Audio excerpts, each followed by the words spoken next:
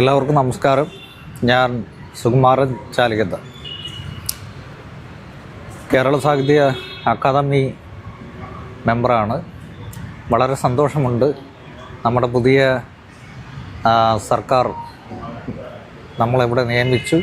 അതിൻ്റെ ഭാഗമായിട്ട് സന്തോഷമുണ്ട്. ഇനി അവരുടെ കേരളത്തിലെ സർക്കാർ ഒത്തിരി കാര്യങ്ങൾ ട്രൈബൽ വകുപ്പിനും ട്രൈബൽ ഏരിയയിലൊക്കെ നല്ല രീതിയിൽ നല്ല കാര്യങ്ങളൊക്കെ ചെയ്യുന്നുണ്ട്.